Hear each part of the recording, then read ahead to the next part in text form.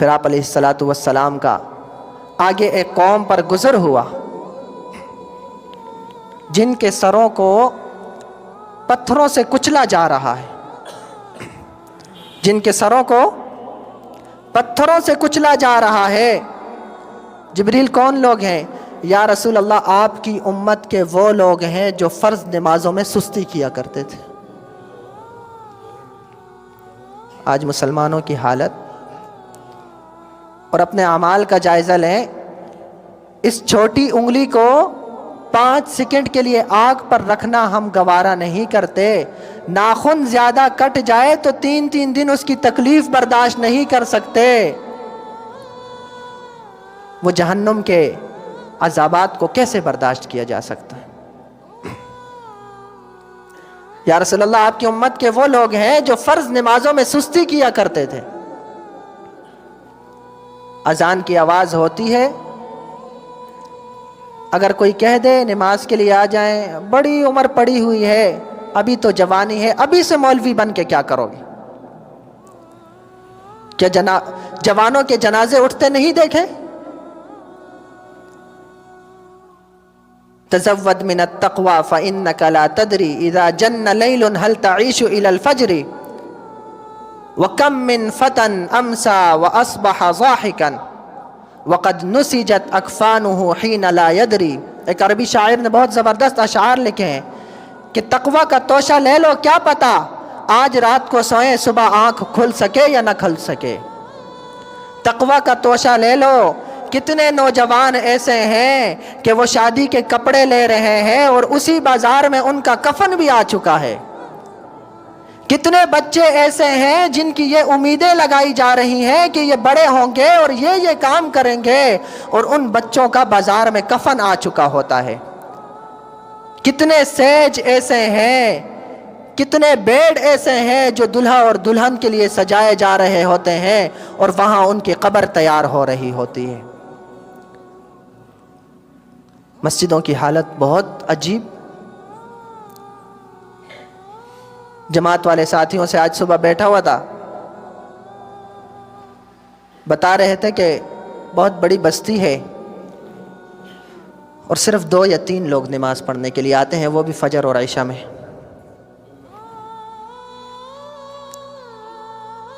مسلمانوں کی حالت یہ ہے کہ غسل کے فرائض کا پتہ نہیں ہے۔ پوچھا جائے غسل کے کتنے فرائض ہیں، کہتے ہیں 3 ہے، بالٹی ہے، تولیہ ہے اور پانی ہے۔ اجتماعی طور پر آج بھی چلے جائیں، دور کی بات نہیں کرتا، اگر یہیں پر کوئی پوچھنا شروع کر دے شاید ہم میں سے آدھے سے زیادہ ایسے ہوں جنہیں غسل کا پتہ نہیں ہوگا کہ غسل کے فرائض کتنے ہیں۔ آج ایک انٹرویو سن رہا تھا، عمار خان یاسر وہاڑی میں انٹرویو لے رہے تھے، کہا مسلمانوں کو اپنی حالت کا پتہ چل جائے۔ بابا جی تھے، اس سے پوچھا کہ غسل کے کتنے فرائض ہیں؟ اس نے کہا 7 فرائض ہیں۔ ایک اور بابا جی سے پوچھا کہ دعائے قنوت سناؤ، بولا کہ کوئی آسان سوال کرو، یہ تو بہت مشکل ہے۔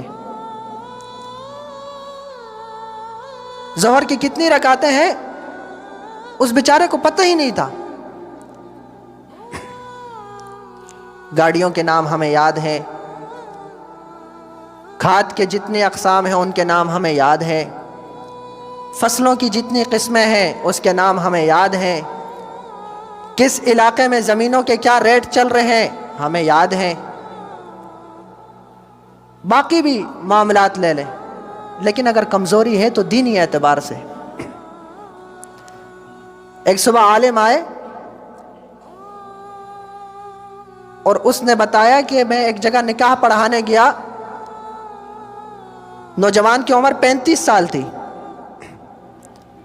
نکاح پڑھانے کے بعد میں نے کہا چل نوجوان ان سب کو غسل کے فرائض سنا دے، کہا وہ مجلس چھوڑ کر چلا گیا۔ بتائیں یہ مسلمانوں کی کیا حال ہے۔ تبلیغ والے آتے ہیں، ہم کہتے ہیں کہ بس گھر سے فارغ لوگ تھے، بسترے اٹھائے ہیں اور یہاں کھانے کے لیے آ گئے ہیں۔ حقیقت بات ہے. تبلیغ والوں کو دیکھتے ہیں وہ رستے سے آ رہے ہیں، یا کسی عالم کو دیکھتے ہیں رستے سے آ رہے ہوتے ہیں، ہم رستہ تبدیل کر لیتے ہیں. نماز کا کوئی کہے تو کہتے ہیں کپڑے ہی پاک نہیں ہیں، کل سے انشاءاللہ پڑھیں گے. اور حالت یہ ہوتی ہے کہ ہمیں غسل کے فرائض کا پتہ نہیں ہوتا اور ہم مسلمان ہیں. کیا ہم حقیقت میں مسلمان ہیں؟ اپنے گریبانوں میں جھانک کر دیکھیں، یہ صرف وراثتی مسلمان ہیں ہم. نماز کے سبق کا نہیں پتہ. ایسے لوگ جنہوں نے 10 حج اور عمرے کیے ہیں، یقین جانیں انہیں سورہ فاتحہ نہیں آتی تھی. یہ آپ کے علاقے کی بات کر رہا ہوں، باہر کی بات نہیں کر رہا. یہ آپ کے علاقے کی بات کر رہا ہوں. مسجدوں میں گھاس جمع ہوا ہے. خدا کی قسم آپ کے علاقے کی بات کر رہا ہوں کہ مسجدوں میں جا کر دیکھا جائے قرآنوں کے اوپر مٹی جمی ہوئی ہے. ایسا لگتا ہے کئی سالوں سے قرآن اٹھایا ہی نہیں ہے. یہ آپ کے علاقے کی بات کر رہا ہوں کہ مسجدوں میں فرض نمازیں نہیں ہوتی 5 وقت کی، لوگ نہیں ہوتے. یہ آپ کے علاقے کی بات کر رہا ہوں کہ پہلی صف میں نماز جنازہ پڑھنے والوں نے بتایا مولوی صاحب خدا کی قسم صرف اس نیت سے جنازے میں شریک ہوتا تھا کہ رشتہ دار ناراض نہ ہو جائے، جنازہ تو ہمیں آتا ہی نہیں ہے. بتاؤ ہماری میتوں کی کیا بخشش اور مغفرت ہوگی؟ بتائیں آج لوگوں کے جنازے میں ہم جا کر اس طرح کریں گے، کل ہمارے جنازوں میں اسی طرح کے لوگ شریک ہوں گے.